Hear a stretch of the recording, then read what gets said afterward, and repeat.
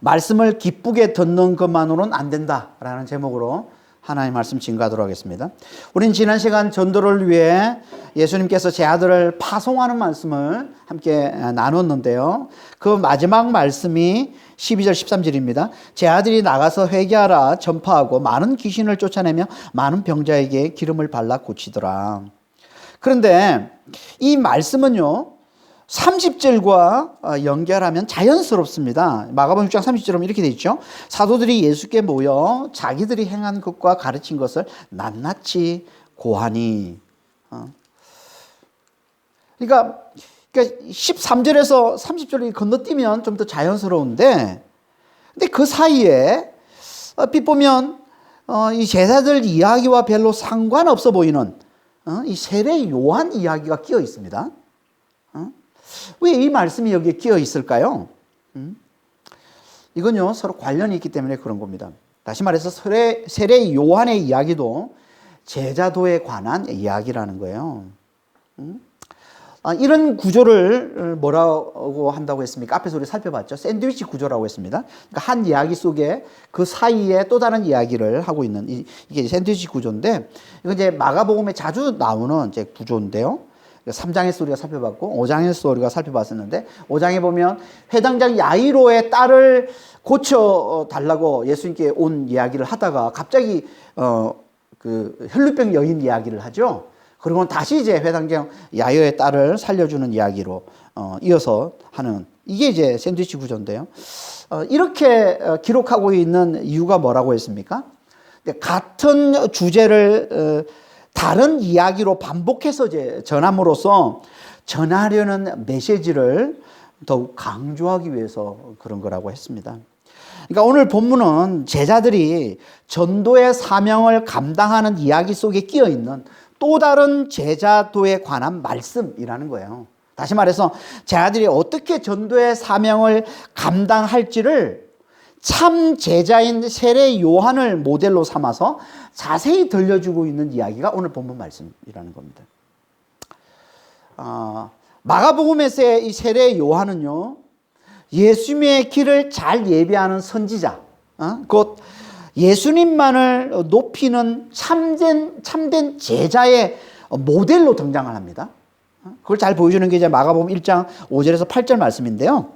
이렇게 되어 있습니다. 온 유대 지방과 예루살렘 사람들이 다 나아가 자기 죄를 자복하고 요단강에서 그에게 세례를 받더라. 7절에 그가 전파하여 이르되 나보다 능력 많으신 이가 내 뒤에 오시나니 나는 그의 굽혀 그의 신발끈을 풀기도 감당하지 못하겠노라. 나는 너에게 물로 세례를 베풀거니와 그는 너에게 성령으로 세례를 베푸시리라.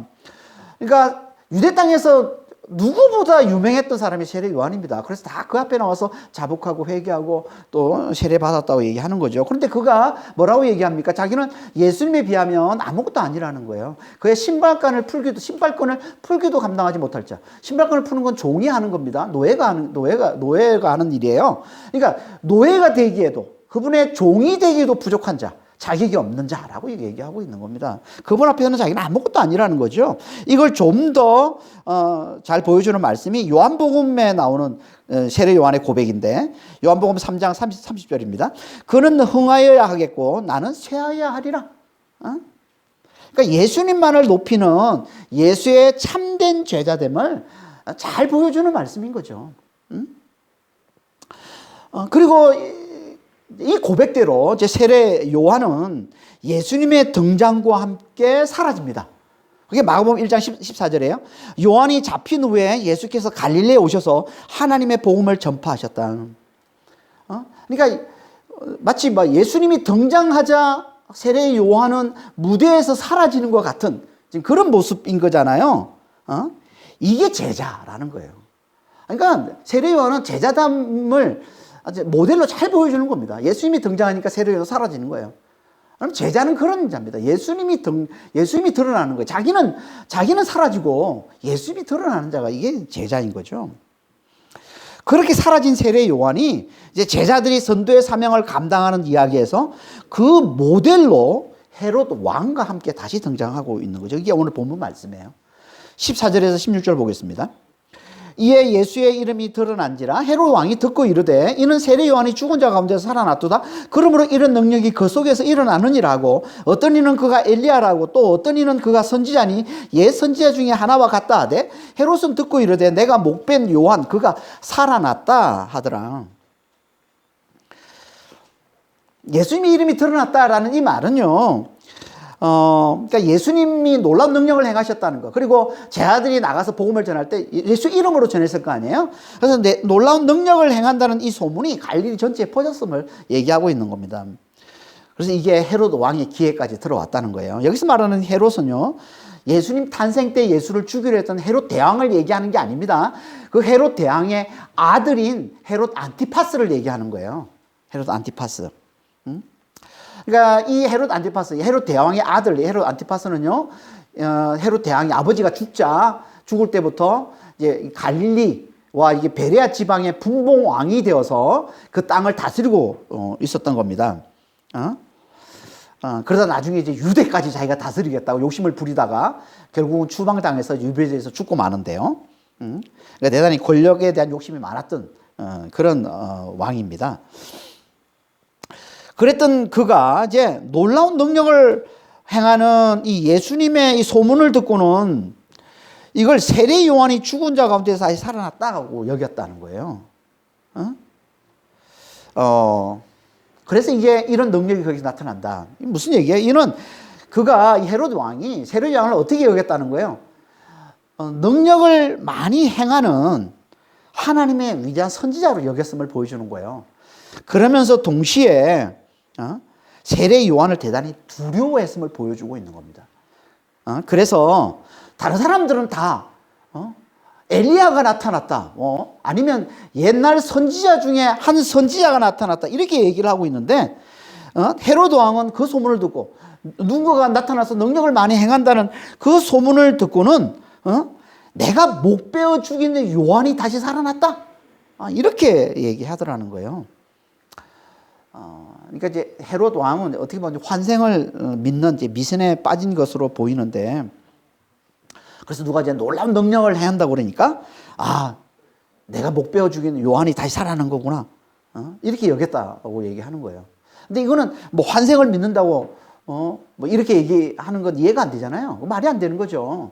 능력만 행했다고 다 세례 요한이 살아났다 이렇게 하는 건 말이 안 되고, 이게 무슨 얘기냐면 그만큼 이 헤롯 왕이 세례 요한을 능력이 많은 선지자, 하나님의 선지자로 여겼고, 그런 그를 자기가 죽였잖아. 목 베어 죽였잖아요. 그것에 대한 두려움에 사로잡혀 있음을 보여주는 거예요. 누군가가 능력을 좀 행하면 내가 죽인 세례 요한이 다시 살아난 거구나, 살아나서 나를 복수하려고 그러는구나, 이런 두려움에 사로잡혀 있음을 보여주는 거예요. 왕인데, 헤롯 왕이. 이게 무슨 얘기예요, 이게. 아무리 권력을 가졌어도, 아무리 큰 권력을 가지고 있다고 해도 늘 죄 때문에 두려움 가운데 살아가는 존재, 이게 인생이라는 거예요. 헤롯 왕을 통해서 그걸 보여주는 거예요. 많은 사람들이 부와 권력만 가지면 행복할 거라고 생각하는데 아니라는 겁니다. 그런 걸 아무리 많이 가져도 그런 걸 가지려고 자기가 저지른 이 죄악들, 하나님을 멸시하고 이웃을 무시하고 해치고 짓밟는 이런 죄악들에 대한 이 양심의 고발 때문에 두려움을 떨칠 수가 없다는 거예요. 늘 양심의 고발이 있기 때문에. 여러분, 모든 인간들에게 다 양심이 있습니다. 양심이 뭐냐면, 양심이라는 단어의 뜻은요, 함께 알다 이런 뜻입니다. 하나님과 내가 함께 알다, 이게 양심이라는 단어의 원래 뜻이에요. 그러니까 이 얘기는 하나님이 내 안에서 죄를 고발하는 걸 얘기하는 거예요. 이게 양심인 겁니다. 그러니까 모든 인간, 하나님의 형상으로 지음받은 모든 인간이 하나님께서 양심을 준 거예요, 양심을. 그런데 우리가 고의로 이 양심을 짓밟고 자꾸 그러면은 이 기능이 마비되는 거예요. 그래서 양심이 마비된 자가 나오는 거예요.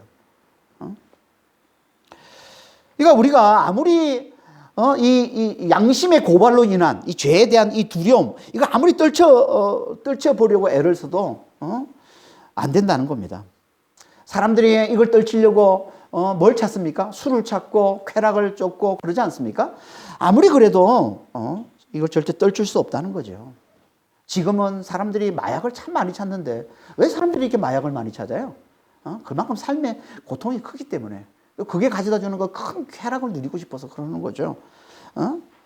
그러니까 뭐 그런 걸 마약을 하면 잠시는 쾌락이 있습니다. 하지만 결국은 뭐예요? 더 큰 고통을 겪는 더 비참한 존재가 되고 말죠. 결국에는. 뭘 보여주는 거예요? 그러니까 우리는 뭘 해도 우리 힘으로는 절대 양심의 고발, 이 죄로 말미암은 이 두려움을 떨칠 수가 없다는 거예요. 우리 힘으로는. 그걸 대표해서 보여주는 게 왕임에도 늘 죄의 두려움에 사로잡혀 살아가는 헤롯 왕 이야기인 거예요. 헤롯 왕이 왜 세례 요한의 목을 베는 그런 끔찍한 죄를 범해서 늘 그 죄 때문에 세례 요한을 두려워하며 사는 인생이 됐을까요? 왜? 그걸 과거를 해상하면서 아주 자세히 말씀해 주고 있는 본문이 이제 17절 이하의 말씀인 겁니다. 17절, 18절 한번 보겠습니다. 전에 헤롯이 자기가 동생 빌립의 아내 헤로디아에게 장가든 거로 이 여자를 위하여 사람을 보내어 요한을 잡아 오게 가두었으니 이는 요한이 헤롯에게 말하되 동생의 아내를 취한 것이 옳지 않다 하였음이니라.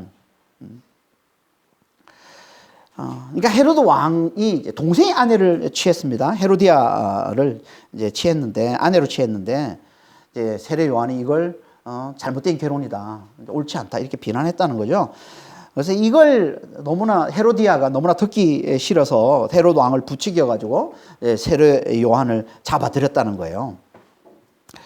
우리가 앞에서 조금 전에 살펴봤지만 마가복음 1장 14절에 뭐라고 되어 있습니까? 세례 요한이 잡힌 후에 예수님의 복음을 전파하셨다. 그러니까 세례 요한이 잡힌 후, 이때를 얘기하는 거예요, 지금. 이때를 회상하는 거예요. 그러니까 세례 요한은 예수님이 등장하실 때 세례 요한이 잡히신 겁니다. 옥에 갇힌 거예요. 예수님이 공생애를 시작할 때, 이때 그의 나이가 30입니다. 30세. 그러니까 예수님과 같은 나이죠. 세례 요한과 예수님은. 세례 요한이 6개월 먼저 났습니다. 예수님보다. 그러니까 세례 요한은 예수님의 공생의 시작 때 헤롯 왕에게 붙잡혀서 옥에 갇혔다가 결국 이제 목베임을 당해서 죽게 되는 것이고, 이제 3년 후에 예수님은 유대 총독에 의해서 이제 십자가에 달려 죽게 되죠.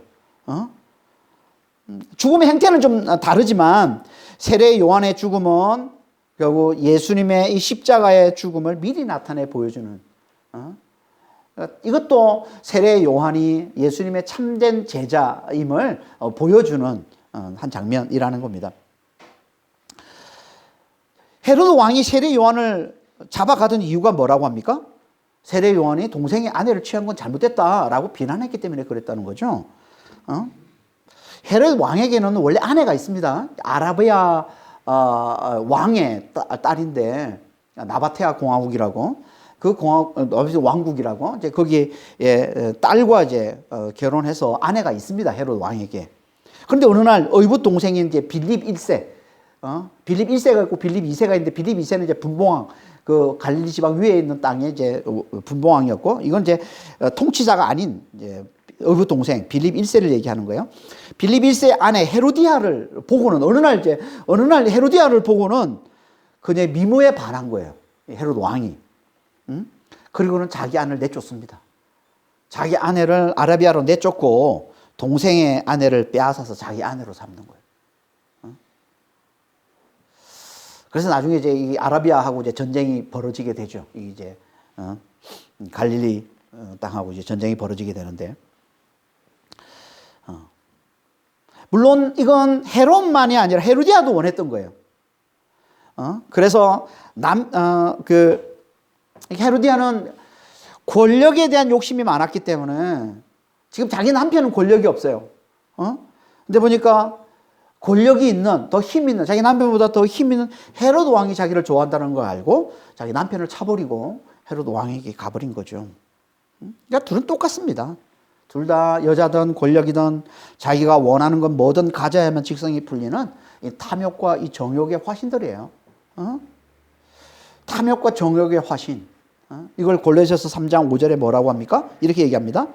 그러므로 땅에 있는 지체를 죽이라. 곧 음란과 부정과 사욕과 악한 정욕과 탐심이니 탐심은 우상숭배. 이게 우상숭배라는 거예요. 우상숭배가 뭡니까? 하나님이 아닌 걸 하나님 자리에 올려놓는 게 우상숭배인 거예요. 그걸 다른 말로 하면 내가 원하는 게 있으면 그걸 하나님보다 더 가치 있게 여겨서 하나님이 뭐라고 해도 그걸 꼭 가져야만 직성이 풀리는 탐심이라는 거예요. 그게. 이게 우상숭배라는 거예요. 그러니까 이 의미를 담아서 세례 요한이 지금 헤로드 왕에게 한 말이 이 말인 거예요. 동생의 아내를 취한 건 옳지 않습니다. 그러니까 이건 1차적으로는 구약의 말씀인 율법을 범했기 때문에 그걸 지적하고 그걸 꾸짖는 것이지만, 구약에 보면 이렇게 말씀하고 있어요. 출애굽기 20장 17절에 이웃의 아내를 탐하지 말라. 그리고 레위기 20장 21절에 누구든지 그의 형제의 아내를 데리고 살면 더러운 일이다. 분명히 이를 죄라고 말씀을 하고 있습니다. 이걸 꾸짖는 것이지만 신약의 좀 더 깊은 의미로 보면 이건 그 속에 있는 더 근본적인 죄, 곧 하나님이 아닌 걸 하나님 자리에 올려놓는, 세상의 것을 하나님보다 더 가치 있게 여겨서 하나님이 뭐라 하든 그걸 가져야만 직성이 풀리는 이 정욕과 이 탐심의 이 죄, 우상 숭배의 이 죄에 대해서 꾸짖고 있는 거예요, 지금 세례 요한이. 이건 곧 제자들이 전하는 복음 전도와 직결되는 겁니다. 여러분, 전도가 뭐예요? 전도는 예수님 안에 하나님이 계시고 하나님 나라가 있음을 알고 예수를 믿어라. 이게 전도죠. 이게 복음 전도인 거잖아요. 그러니까 예수를 믿어야 성령으로 말미암아 그 안에서 하나님의 놀라운 사랑으로 놀라운 구원을 누리며 살 수 있다. 부활과 영생을 누리며 살 수 있다고 전하는 것. 이게 복음 전도잖아요. 이 말은 곧 예수를 믿어야만 성령으로 하나님 나라를 누리며 하나님을 하나님 자리에 올려놓는 삶을 살 수 있다는 거예요. 그렇지 않으면 우린 다 육신에 속해서 다른 걸 하나님 자리에 올려놓고 살 수밖에 없다는 거예요. 세상의 것을 하나님보다 더 가치 있게 여겨서 하나님이 뭐라 하든 그걸 가져야만 직성이 풀리는 이 정욕과 탐심의 우상 숭배에 사로잡혀 살 수밖에 없다는 거예요. 예수를 믿지 않으면. 그럼 예수를 믿어라 하는 거예요. 그래야 성령으로 말미암아 하나님 나라를 누리면서 하나님을 하나님 자리에 올려놓는 삶을 제대로 살 수 있다는 거예요. 아니면 우리 육신에 속해서 우상 정욕과 탐심의, 육신의 이 정욕과 탐심의 죄, 우상 숭배의 죄에 사로잡혀 살 수밖에 없다는 거예요. 이걸 율법적으로 표현한 게 이게 동생의 아내를 취하지 말라. 다시 말해서 정욕과 탐심의 우상에 사로잡혀 살지 말라라는 말이에요. 그러니까 예수를 믿으라는 건 뭐 다른 말로 하면 정욕과 탐심의 우상에 사로잡혀 살지 말라는 거예요. 그래서 복음을 가장 잘 증거하고 있는 이 사도 요한이 쓴 편지 요한 1서가 제일 마지막, 요한 1서의 끝에 맨 마지막 절이 뭡니까? 이렇게 말씀하고 있어요. 요한 1서 5장 21절에 자녀들아 너희 자신을 지켜 우상에게서 멀리하라. 그러니까 예수를 믿는 게 뭐냐 하면 우상을 멀리하는 거라는 거예요. 육신의 이 정욕과 이 탐심의 이 죄, 이 우상의 이 죄에 사로잡혀 살지 않는 거라는 겁니다. 그러니까 오늘 본문은 세례 요한이 헤롯 왕의 이 죄를 지적하면서 그에게 하나님의 말씀, 곧 복음을 전하고 있는 겁니다. 복음을 담대히 전하고 있는 거예요. 다시 말해서 이게 사명을 감당하는 제자의 길이 무엇인지를 잘 보여주고 있는 거라는 겁니다. 사명을 감당하는, 전도의 사명을 감당하는 이 제자의 길, 제자의 이 삶이 뭐라는 겁니까? 자기 목숨보다 복음을 더 귀하게 여기는 거예요. 자기 목숨보다 복음을 더 중요하게 여기는 거예요. 능히 지금 자기 목숨을 취할 수 있는 왕 앞에서도 담대히 그의 죄를 지적하면서 주의 복음을 담대히 전할 줄 아는 것. 이게 전도의 사명을 잘 감당하는 예수님의 참된 제자라는 거예요. 그래서 예수님도 제자됨을 이렇게 말씀하고 있는 겁니다. 마가복음 8장 34절 35절입니다. 누구든지 나를 따라오려거든 자기를 부인하고 자기 십자가를 지고 나를 따를 것이니라. 누구든지 자기 목숨을 구원코자 하면 잃을 것이요 누구든지 나와 복음을 위하여 자기 목숨을 잃으면 구원하리라. 그래서 나중에 세례 요한의 후배가 된 이 참된 제자의 길을 걸어간 사도 바울도 이렇게 고백했던 겁니다. 사도행전 20장 24절에 나의 달려갈 길과 주 예수께 받은 사명 곧 하나님의 은혜의 복음을 증거하려 하면은 나의 생명조차 조금 더 귀한 것으로 여기지 않냐는 거예요. 그러니까 예수님의 참된 제자의 길이 뭔지를 잘 보여주는 거예요. 그건 자기 목숨보다 복음을 더 귀하게 여길 줄 아는 거예요. 복음을 가장 가치 있게 여길 줄 아는 거라는 거예요. 어떻게 아니 복음을 자기 목숨보다 더 귀하게 여길 수 있습니까? 그건요 오직 기도와 말씀으로 예수의 복음, 이 하나님 나라의 이 복음과 친밀해져야만 가능한 거예요. 다시 말해서 예수 안에서 하나님 나라를 사는 자라는, 즉 내 안에 부활과 영생이신 그리스도가 사신다는 게 굳게 믿어져야만 이게 가능한 거예요. 그래서 예수님이 우리를 먼저 당신과 함께 있게 하시, 제자로 부르셔서 먼저 예수님이 하시는 일이 뭐라고요? 함께 있게 하시는 거예요. 교제, 양육을 통해서 먼저 우리가 그분 안에서 하나님의 놀라운 사랑과 능력을 누리는, 다시 말해서 부활과 영생의 영원한 사랑과 능력을 받아 누리는 하나님 나라를 사는 자임을 철저히 배우고 깨닫게 해주시는 겁니다. 이게 교제, 이게 주님과 친밀히 사귀는 이 교제, 이게 양육이란 말이에요. 이게 있어야만 우리 안에 새로운 피조물이 된 우리가 새 사람이잖아요. 새 사람이 뭐라고 했습니까? 내 안에 그리스도가 사는 게 새 사람이라고 그랬습니다. 내 안에 사시는 이 그리스도가 드러나는, 부활하신 그리스도 내 안에 들어와 사시는데 그분이 드러나서 예수의 복음을 내 목숨보다 더 귀하게 여기게 해주시는 거예요. 그러니까 세례 요한과 바울은 그렇게 기도와 말씀으로 하나님 나라의 복음과 친밀해졌기 때문에 그 복음을 목숨보다 귀히 여기면서 담대히 복음을 전할 수 있었던 겁니다. 우리 하나님, 우리도 그런 믿음이 있기를 원하시는 거예요. 세례 요한의 길, 바울의 이 길을 잘 따라가기를 하나님 원하시는 겁니다. 그런데 재밌는 건요, 헤롯 왕이 처음엔 세례 요한을 죽이려 하지 않았다는 겁니다. 19절 20절입니다. 헤로디아가 요한을 원수로 여겨 죽이고자 하였으되 하지 못한 것은 헤롯이 요한을 의롭고 거룩한 사람으로 알고 두려워하여 보호하며 또 그의 말을 들을 때 크게 번민을 하면서도 달갑게 들음이러라. 헤롯 왕이 세례 요한을 죽이는 걸 두려워했어요. 왜 두려웠다고 합니까? 그가 의롭고 거룩한 자이기 때문에. 의롭고 거룩한 자. 의롭고 거룩한 자는 하나님의 사람을 얘기하는 거예요. 그러니까 여기서는 하나님 보내신 선지자를. 그러니까 헤롯 왕은 이 세례 요한을 하나님의 선지자로 알았던 거예요. 그래서 그를 대적하는 건 곧 하나님을 대적하는 것이기 때문에 그를 죽이기를 두려워했다고 얘기하는 겁니다. 그러니까 헤로디아는 그냥 어떻게든 죽이려고 그러는데 헤롯 왕이 두려워서 그걸 보호해 줬다는 거죠. 그러니까 이 말은 헤롯 왕은 아직 양심이 살아 있었다는 거죠. 아직 양심이 좀 남아 있었다는 거예요. 반면에 헤로디아는 양심이 완전히 마비된 악한 자의 모습을 보여주고 있는 거죠. 헤롯 왕이 그래도 아직 양심적임을 더 잘 보여주는 말씀이 20절 후반절에 나오는 말씀이에요. 20절 후반절이 뭡니까? 그의 말을 들을 때 크게 번민을 하면서 달갑게 들음이러라. 번민했다는 이 말은요, 당황하고 어쩔 줄 몰라 했다는 말이에요. 당연하겠죠.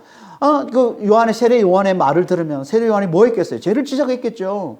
그리고 하나님의 심판을 얘기했을 거예요. 계속 그렇게 죄 가운데 살면은 하나님의 심판이 있을 것이라고 얘기했겠죠. 그런 얘기를 들으면 얼마나 당황스럽겠습니까? 그런데 그럼에도 그의 말을 달갑게 들었다 이렇게 얘기합니다. 이 말은 기쁘게 들었다는 거예요. 기분 좋게 들었다는 거예요. 마치 이건 혼나면서도 기뻐했다는 얘기가 같은 거죠. 마치 우리가 욕쟁이 할머니 말을 기쁘게 듣는 것 같은 거예요. 막 욕하는 욕쟁이 할머니를 좋아하는 사람들이 있잖아요. 그 말을 막 들으면서 카타르시스가 되는 겁니다. 그 욕쟁이 할머니 얘기를 들으면서 자기 안에 있는 두려운 마음, 불안, 죄 때문에 있는 이런 것들이 마치 좀 이렇게 깨끗해지는 그런 느낌을 받는 거죠. 그래서 그런 걸 좋아하는 건데 이 헤롯 왕도 마찬가지였던 거예요. 그러니까 그렇게 해도 말씀을 듣는 그게 하나님을 기쁘시게 하는 거라고 여겨서 그의 양심의 가책을 누그러뜨려 준 거예요. 그렇잖아요. 세례 요한에 가서 하나님 말씀을 듣는 거잖아요. 세례 요한은 계속 자기를 죄를 지적하고 해서 뭐 불편하고 힘들지만, 그래서 그 하나님의 말씀을 듣는 거라고 여겨서 자기 양심의 가책이 누그러지니까 기분이 좋은 거죠. 그리고 또 하나는요, 세례 요한이 죄를 지적하면서 죄만 지적하는 게 아니라 반드시 또 뭘 얘기합니까? 죄를 그치면, 죄를 멈추면 하나님의 보상이 주어질 것이고 하나님의 축복이 주어질 것이라는 약속도 함께 전했을 거란 말이에요. 그러니까 기분 좋게 듣는 겁니다.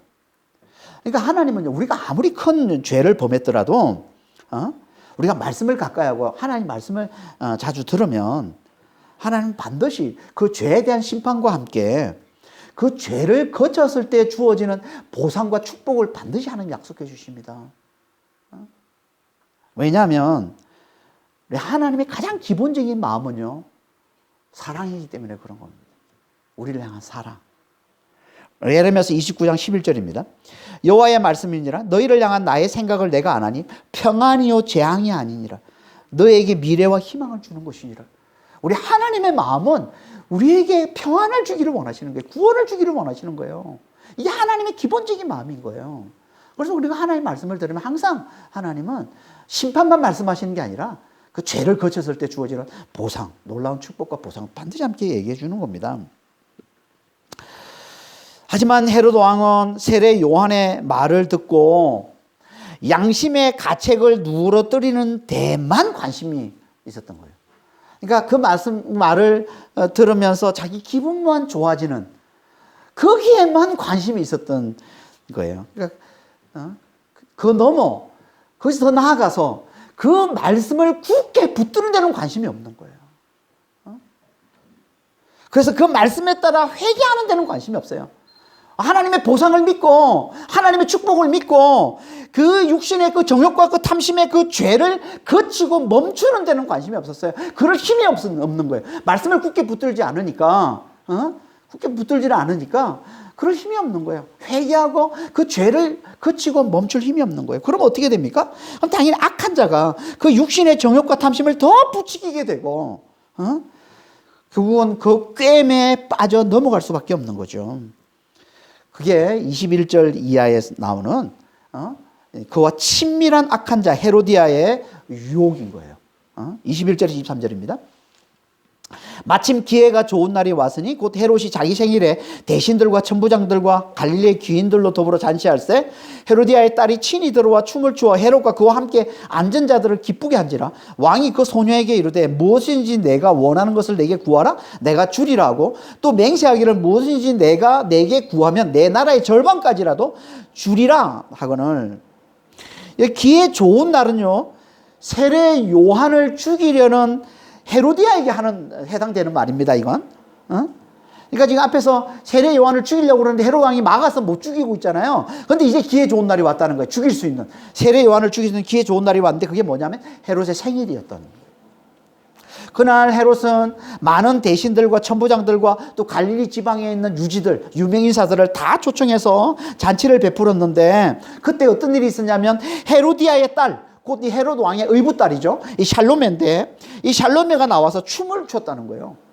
보통 당시에 왕의 잔치에 누가 등장하냐면 무희들이 등장해서 대단히 선정적인 춤을 춥니다. 매춘부들도 등장하고 무희도 등장해서 아주 선정적인 춤을 추는데 이 살로메가 이제 그런 춤을 춘 거예요. 그래서 헤롯과 그 참석한 모든 사람들을 기쁘게 했다는 거예요. 당연히 이때 아마 헤롯은 분명히 술에 크게 취했을 것이고 그래서 더 크게 기뻐했을 거예요. 그렇잖아요. 우리가 보면 술에 취하면 막 작은 것도 뭐 엄청나게 큰 기쁨으로 여기고 뭐 내가 다 해줄게 뭐 이러잖아요. 마치 그런 거예요, 지금. 그래서 그 소녀를 불러다가 원하는 거 내가 다 주겠다. 그리고, 심지어 맹세까지 하면서 내 나라의 절반까지라도 주겠다. 이렇게 얘기를 했다는 거예요. 아니, 대체 그 춤이 뭐라고 나라의 절반까지 실제로 그럴 능력 힘도 없으면서 아니 로마 제국의 땅인데 뭐 자기가 나라의 절반을 주고 그럴 수도 없는데 그런 어떤 허세를 부리는 거죠, 지금. 아니, 왜 이런 맹세를 합니까? 뭘 보여주는 거야? 이건 그가 얼마나 육체의 이 쾌락, 여기에 얼마나 사로잡혀 사는 어리석은 자인지를 잘 보여주고 있는 거예요, 지금. 이걸 헤로디아가 잘 알았을 것이고 당연히 헤로디아가 이걸 이용하는 거죠. 그래서 자신의 딸을 보내서 그의 마음을 사로잡게 만든 거예요. 그래서 자기 계획을 이루려는 거죠. 그리고 그 계획대로 된 거예요, 지금. 그래서 헤롯의 맹세를 들은 이 살로메가 달려와서 어머니에게 달려와서 어떻게 할까요? 물어보니까 헤로디아가 이렇게 말하는 거죠. 24절 25절입니다. 그가 나가서 그 어머니에게 말하되 내가 무엇을 구하리까? 그 어머니가 이르되 세례 요한의 머리를 구하라 하니 그가 곧 왕에게 급히 들어가 구하여 이르되 세례 요한의 머리를 소반에 얹어 곧 내게 주기를 원하옵나이다 하니. 그러니까 이건 완전히 헤로디아의 계획에 헤로디아의 꿰매 헤롯 왕이 넘어갔음을 잘 보여주고 있는 거예요 지금. 그러니까 살로메가 달려가지고 뭘 구하니까 바로 세례 요한의 머리를 달라고 그래라. 아니 소녀가 이렇게 얘기하더라도 막상 이렇게 이건 너무나 끔찍한 거잖아요. 그러면 이제라도 정신을 차리고 너무나 끔찍한 요구를 하고 있다는 걸 좀 알아차리고 혼내줘야 맞는 거 아니에요? 그리고 그 요구를 단호히 거절하는 게 맞는 거 아니에요? 그런데 이 헤롯 왕은 그럴 수가 없었다는 거예요. 왜 그랬을까요? 그건요, 육신의 이 정욕과 이 탐심에서 나오는 그의 이 자존심과 이게 왕의 위신 때문에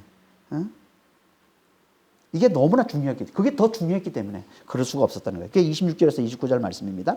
왕이 심히 근심하나 자기가 맹세한 것과 그 앉은 자들로 인하여 그를 거절할 수 없는지라 왕이 곧 시병 하나를 보내어 요한의 머리를 가져오라 명하니 그 사람이 나가 옥에서 요한을 목베어 그 머리를 소반에 얹어다가 소녀에게 주니 소녀가 이것을 그 어머니에게 주니라. 요한의 제아들이 듣고 와서 시체를 가져다가 장사하니라. 심히 근심했다고 얘기합니다. 이 말은 크게 슬퍼하고 괴로워했다는 거예요. 당연한 거죠. 아니 지금 왕의 하나님의 선지자라서 지금 두려워서 죽이지 못하고 있는 지금 그런 상황인데, 그리고 늘 그 사람에게 가서 말을 들으면 기분이 좋고 자기를 기쁘게 양심의 가책을 누르뜨리는 그런 사람, 이런 사람을 죽이려고 하니 죽이라고 하니까 당연히 슬프고 너무 괴로운 거죠. 크게 괴로운 거예요. 그런데 이것보다 그에겐 이것보다 더 중요한 게 있었다는 거예요. 이게 뭐예요? 자기 자존심과 왕의 위신.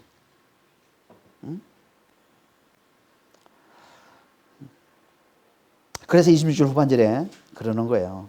자기가 맹세한 것과 그 앉은 자들을 인하여 그걸 거절할 수 없다. 맹세한 것. 아니, 내가 맹세까지 했는데 안 지키면 안 되지 이거잖아요. 이 자존심이에요. 맹세했더라도 아니 사람을 죽이는 일이면 이건 내 맹세를 물리서라도 사람을 죽이는 일을 멈춰야죠. 근데 맹세했으니까 맹세한 거는 지켜야지 이러고 있다는 거예요 지금. 그리고 또 뭐예요? 그건 신하들과 손님들이 다 보는 왕의 위신이 걸린 문제이기 때문에 거절할 수 없었다. 왕이 내가 그래도 왕인데 왕의 체면이 있지. 맹세해놓고서 그걸 안 지켜? 이건 사람들 앞에 지금 신하들이 다 보고 있는데 왕의 위신이 걸린 문제다. 그래서 거절할 수 없다는 거예요. 그래서 소녀의 요구를 그대로 받아들여서 세례 요한의 목을 베고 그걸 소반에 담아서, 접시죠. 그게 담아가지고 그걸 소녀에게 주고 소녀는 헤로디아에게 갖다 준 거라는 겁니다. 한마디로 이 헤롯 왕에겐 사람의 목숨보다 하나님의 선지자의 목숨, 심지어 하나님의 선지자인데 그의 목숨보다 더 중요한 게 자기 자존심과 왕의 위신입니다. 자존심이 뭐예요? 자존심은요, 자기를 높이는 마음이에요. 자기가 자기를 높이는 게 이게 자존감하고 다릅니다. 자존감은요, 사랑받음으로 인해서 자기가 높임받는 느낌이 자존감인 것이고요. 자존감은 많아야 돼요. 나는 사랑받는 자라는 걸 잘 알고 자기가 높임받는 느낌, 이건 많아야 돼요. 자존심은 정말 쓸데없는 겁니다. 자기가 자기를 높이는 거예요. 아무도 자기를 높여주지 않으니까. 그러니까 많은 사람들이 나이가 들어가면 자존심이 세지는 이유가 그런 거예요. 나이가 들어가면 사람들이 인정을 안 해주거든. 그러니까 자존심 하지. 자기가 자기를 높여야 돼. 뭐 이런. 얼마나 참. 이게 자존심이란 말이에요. 자기가 자기를 높이는 거. 왕의 위신은 사람들로부터 높임 받으려는 게 이게 왕의 위신인 겁니다. 많은 사람들도 인정받고 높임 받으려고 하는 거예요. 이게 왕의 위신이에요. 이게. 이 둘은요 결국 사라지고 마는 헛된 겁니다. 이게 헛된 거예요. 자기가 자기를 높이는 거, 사람들로부터 높임 받으려 하는 거, 이건 뭐 잠시 기쁠지 몰라도 진짜 헛된 거예요. 헛된. 그래서 성경에서는 이걸 뭐라고 그래요? 육신이 추구하는 헛된 영광이라고 그러는 거예요. 헛된 영광. 헤롯 왕이 지금 이 헛된 영광 때문에 사람을 죽이더라는 거예요. 또 하나님의 사람을, 하나님의 선지자를 죽이더라는 거예요. 그러니까 사람의 목숨보다, 하나님의 선지자의 목숨보다 이걸 더 중요하게 여기더라는 거예요. 이게 자기 자존심을, 왕의 위신을, 자기를 높이는 걸 이걸 더 중요하게 여기더라는 거예요. 이게 세상인 겁니다. 이게 세상인 거예요. 그러니까 헤롯 왕은 지금 세상을 대표하는 겁니다. 좀 더 정확히 말하면 헤롯 왕은 이 양심이 좀 있는 우유부단한 세상을 대표하는 것이고, 헤로디아는 양심이 마비된 악한 세상을 대표하는 거예요. 그러니까 양심이 마비된 악한 자들이야 우리 뭐 어쩔 수 없지만, 양심이 그래도 좀 남아있는 자들, 그러니까 하나님의 말씀을 기쁘게 듣기는 하지만 그 말씀을 굳게 붙들지는 못하는 자들, 말씀 앞에 나오기는 하지만 말씀에 따라 육신의 정욕과 이 탐심의 죄를 거치지는 못하고 멈추지는 못하는 자들, 이런 자들은 너무 안타까운 거예요. 이런 자들은 말씀만 죽고 굳게 좀 붙들기만 하면 구원에 이를 수 있는데, 하나님의 놀라운 축복을 받아 누릴 수 있는데, 그 앞에서 머뭇거리고 그 앞에서 돌아서 버리는 거 아니에요 지금. 그래서 결국은 악한 자의 꾀임에 넘어가서 육신의 쾌락과 헛된 영광에 사로잡혀 살다가 결국은 이 하나님의 선지자마저 죽여버리는 의로운 자를 죽이는, 성경에서 자주 의로운 자는요 예수님을 나타내는 단어입니다. 의로운 자. 그러니까 이건 결국 예수를 대적하고 예수를 죽이기까지 하는 그런 끔찍한 죄를 범하고 말더라는 거예요. 예. 이게 말씀을 기쁘게 듣기만 하는 자의 너무 안타까운 모습이에요. 그러니까 우리는 말씀을 기쁘게 듣기만 하면 안 되는 거예요. 여기에 머물면 안 돼요. 여기서 그치면 안 되는 거예요. 자기 그냥 기분만 좋게, 양심의 가책만 달래주는, 그래서 기분만 좋게 해주는, 여기에 머물면 안 되는 거예요. 여기서 더 나아가서 이 말씀을 굳게 붙드는 자가 되어야 된다는 거예요. 말씀을 굳게 붙들고 육신의 정욕과 이 탐심의 이 죄를 멈추고 이 죄를 거치는 자가 되어야 된다는 거예요. 이게 뭐예요? 이게 예수를 믿는 겁니다. 이게 예수를 믿는 거란 말이에요. 말씀을 굳게 붙들고 육신의 죄와 육신의 이 탐심과 이 정욕의 이 죄, 우상숭배의 이 죄를 거치는 것, 이게 예수를 믿는 거예요. 그래서 예수를 믿는 자를 뭐라고 얘기합니까? 육신과 함께 그 정욕과 탐심이 십자가에 못 박힌 자라고 얘기하는 거예요. 그리고 이제 성령으로 사는 자다 이렇게 얘기하고 있습니다. 이게 갈라디아서 5장 24절 26절 말씀입니다. 그리스도 예수의 사람들은 육체와 함께 그 정욕과 탐심을 십자가에 못 박았느니라. 이게 예수의 사람들이에요. 그리스도 예수의 사람들, 예수를 믿는 사람들이 누구냐? 그 육체와 함께 그 정욕과 탐심을 십자가에 못 박은 자예요. 그러니까 죽은 자란 말이에요. 그리고 이제 뭐로 살아요? 성령으로 사는 자라는 거예요. 그래서 25절에 만일 우리가 성령으로 살면 또한 성령으로 행할지니 헛된 영광을 구하여 서로 노엽게 하거나 서로 투기하지 말지니라. 성령으로 산다는 게 뭐예요? 성령 안에서 하나님의 사랑으로 영원한 구원을 누리는 이 하나님 나라를 사는 자가 됐다는 거예요. 이게 성령으로 사는 겁니다.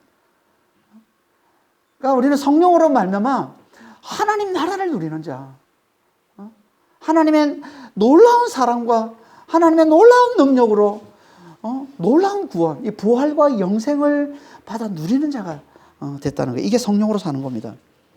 그러면 우리는 성령으로 행하는 자가 되는데, 그게 뭐냐면 이제 더 이상 자존심과 왕의 위신만을 찾는, 다시 말해서 자기를 높이기 위해서 남을 죽이는 헛된 영광을 위해 살지 않는다는 거예요. 성령으로 사는 사람, 성령으로 행하는 자는, 성령으로 사는 자는 성령으로 행하는데, 성령으로 행하는 게 뭐냐면 더 이상 헛된 영광을 구하지 않는다는 거예요. 자기 자존심을 내세우면서 왕의 위신을 내세우면서 자기를 높이기 위해서 남을 해치고 죽이고 짓밟는 그런 헛된 영광을 더 이상 구하지 않는다는 거예요. 대신 그는 하나님의 영광을 위해 하나님의 영광을 구하며 사는 자가 된다는 거예요. 하나님의 영광을 위해, 헛된 영광이 아니라 진짜 참된 영광, 하나님의 영광을 구하는 거예요. 그 핵심이 뭐냐면 복음을 목숨보다 더 소중히 여기는 거예요.